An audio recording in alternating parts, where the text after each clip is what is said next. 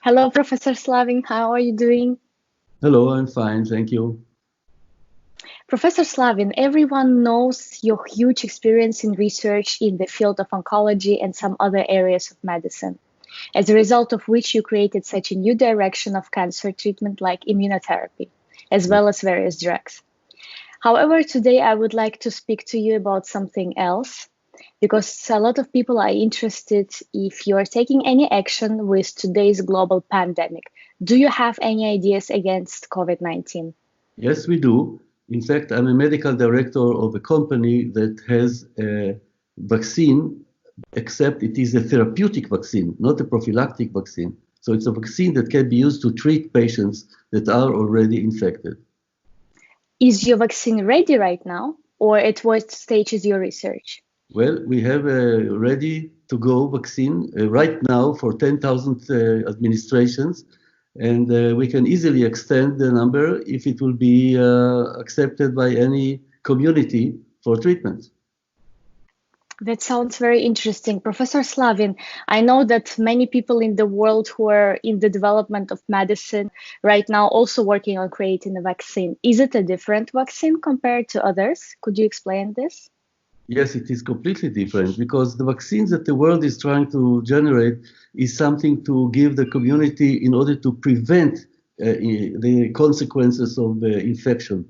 Our vaccine is therapeutic vaccine. In other words, it is effective when administered at the time there is already an ongoing infection. So that's completely different.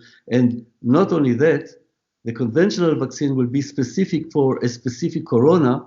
Our vaccine will work against any corona or any future viral epidemic, including mutants of the coronavirus, because coronavirus mutates very fast. Could you tell me about mutations of the coronavirus? Okay, viruses, a lot of viruses tend to mutate. You know, it's a living organism, and it keeps changing. And we also know that the corona is not the same in every country, you know, because the coronavirus keeps mutating. We already know about at least 3 or 5 mutations. So the corona that occurred in China is not exactly the same as the corona in New York. And the corona in New York is not exactly the same as the corona in California, and so on in other countries. So the advantage of our type of vaccine, which is a universal post-treatment, post-infection therapeutic vaccine, is that it is based on a therapeutic principle, Mother Nature way of resisting virus infection. And therefore, it is suitable for every virus, including virus mutants and including future epidemics. So right now you have a ready-made vaccine. Have you contacted the governments of any countries and to which? Because I know that the bureaucratic process is very important in these cases, and it takes usually a lot of time. Sorry? Yes. Yeah. Our therapeutic vaccine is very elegant because number one, it was already proven to be safe against other viruses, not corona. So number one, it is safe. Number two, we have evidence of efficacy against other viral infections. And number three, all it takes is oral administration or nose drops. That's all. So it's very easy to do on a large scale in large communities. So it has many advantages on paper. Unfortunately, governments tend to accept only products that are officially so-called GMP, good manufacturing practice, which is a method that takes a lot of money and a lot of time to prepare.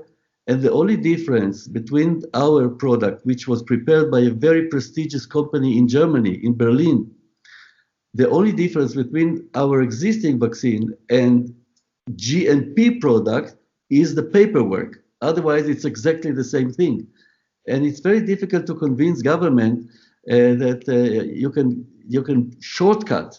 They are not easily giving up the paperwork and the red tape that is associated with a lot of bureaucracy.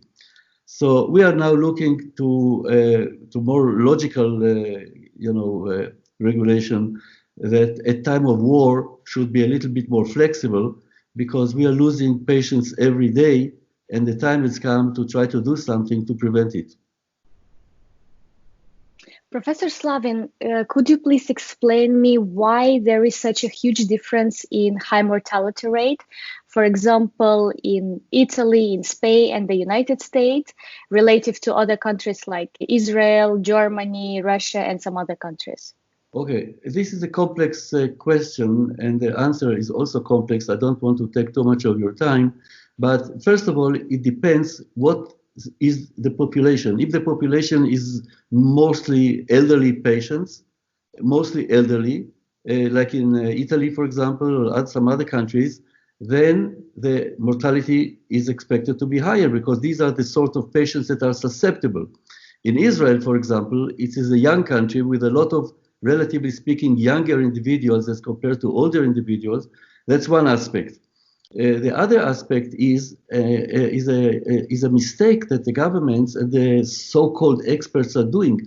Because if you really look at numbers, and what matters is numbers, not theories, the percent mortality thus far following the corona is not different from seasonal flus.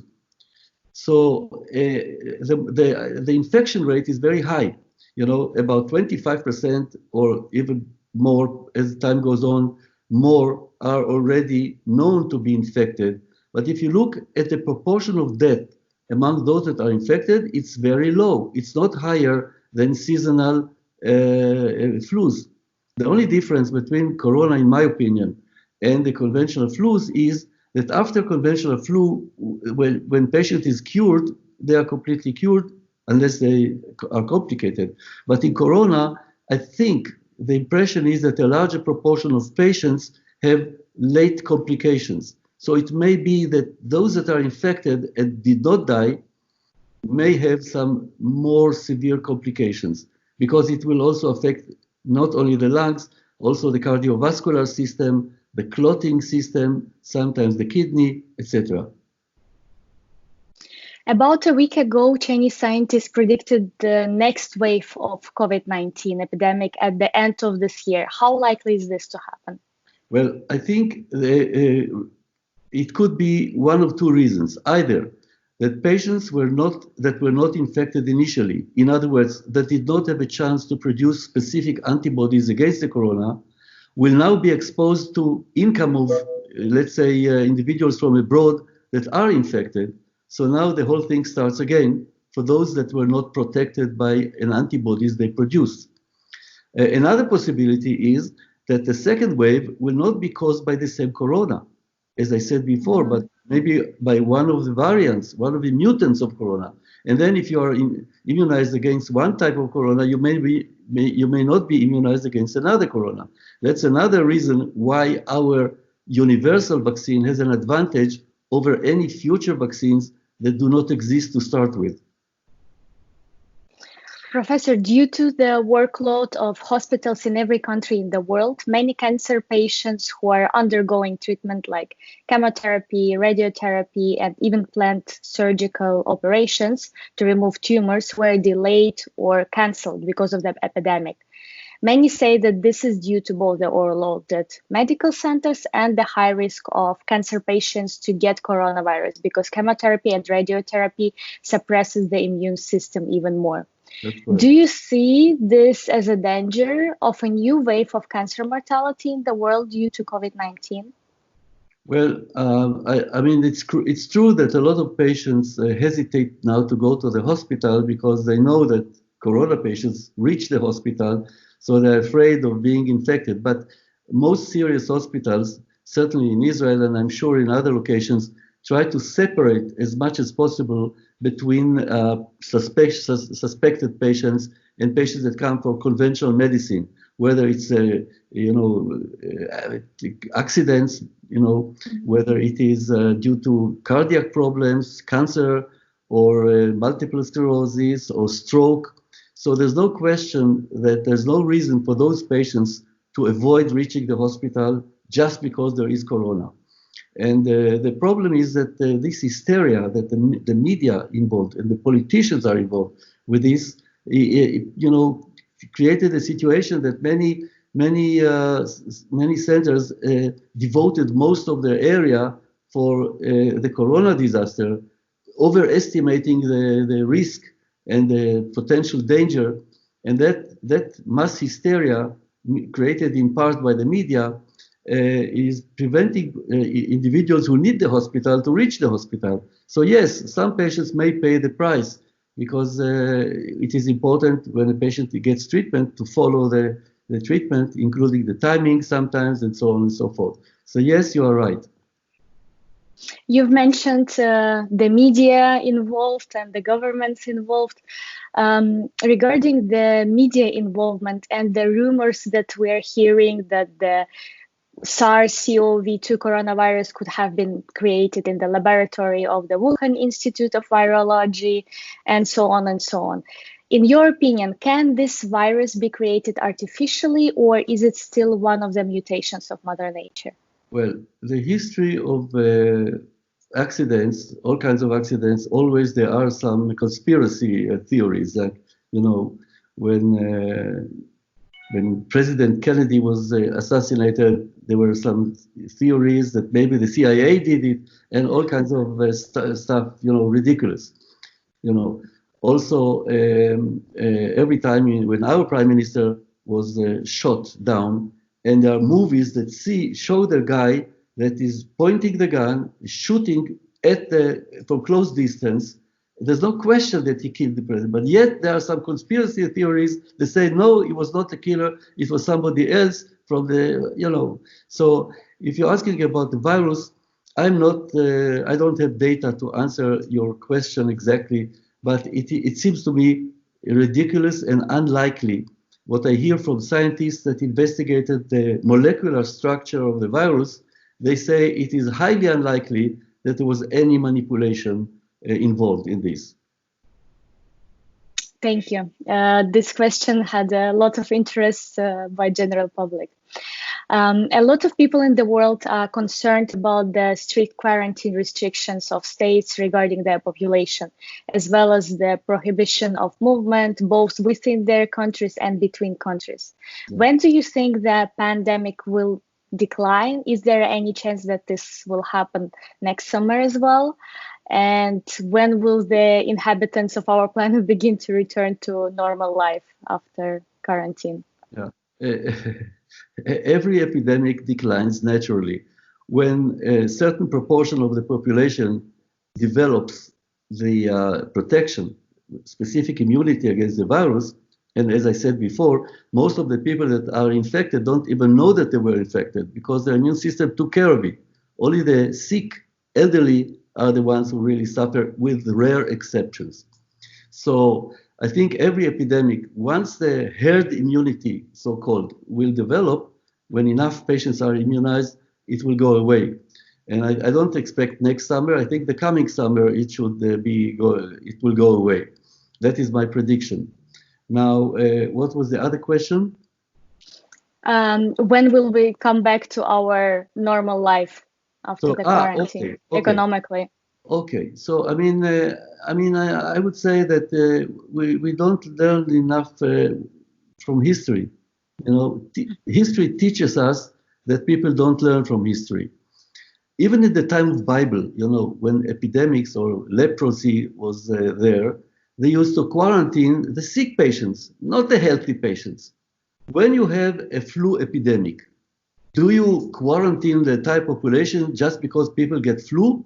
No, only the flu guys, they send them home, they take care of themselves, they lie in bed until the fever is away and they feel better, and then they go out. Well, in the corona situation, it's the reverse. You know, they're putting quarantine to everybody, and that's ridiculous. I think they should, if you ask me, I would release all the young people to school, to kindergartens. They will infect each other, they will create herd immunization, and what we should lock is only the guys that are heavily, with other comorbidities, other diseases, and elderly individuals, especially in nursing homes, because these are the ones particularly that pay the price and die. So we should lock the sick patients and not the healthy patients. The healthy individuals, not patients. Yeah. That's my and thank you. The fact of the matter is, if you look among countries that did it, that did not lock the entire population, like Sweden or Norway or some other countries, you don't see that they have an increased death rate, suggesting that my hypothesis is correct. Professor, at what age about elderly patients are we speaking about? From what age? Usually, if you ask a speaker like me, I say everybody that is younger than me is young, everybody that is old. No, but jokes aside, I think that the cutting age should be individuals certainly above 70 and more, of course. And let's say 60, I won't consider them old, but they are definitely more susceptible as compared to children's, at school or kindergarten. Mm-hmm. So I think that elderly that show signs of disease should be quarantined, and just for their own sake, and certainly treatments like the one I'm proposing should be used prophylactically and therapeutically for highly susceptible elderly and patients with comorbidities. Because the young ones, they don't need any treatment. They take care of it themselves. Mother Nature protects us. Mother Nature built an antiviral mechanism, and we are protected against many past viruses and hopefully against future epidemics, just because of the successful Mother Nature that got mankind through the ages. Although viruses exist probably 2 or 3 billions of years. Professor Slavin, last but not least, do you have recommendations for our audience, or would you like to give any advice for all of us? Well, the advice that, in my opinion, of course, I'm not a politician and I'm not in a position to give orders or to give restrictions. In my opinion, the young individuals should be released. The older and susceptible should be taken care of in order not to damage themselves, and this can be only done today by a treatment vaccine, not by prophylactic vaccine, which is not available. So, of course, in order to minimize uncontrolled spread of the disease, I would say we have to keep hygienic, normal hygienics. We should, of course, protect our nose and face. I mean, masks can certainly help, from droplets of infected following, especially for people that are in contact with each other. So some logical social distancing may be, among adults, may be logical. And wearing masks, I think, is logical for now. But washing the hands and trying to, keep normal hygienics makes sense. I don't think anything more than that is necessary at this point. Thank you very much for this interview. I think it was a great one. I wish you a good day, and hopefully we will hear a positive news about the development of your vaccine and the way forward. I hope so, because the viruses always come before we know who they are and what they can do. And certainly before a vaccine is available, it will take a year or two to get a vaccine. Whereas prophylactic therapeutic vaccine, such as the one we are talking about, Universal, is available off the shelf the moment any future epidemic will be discovered. So that's the way to go, in my opinion.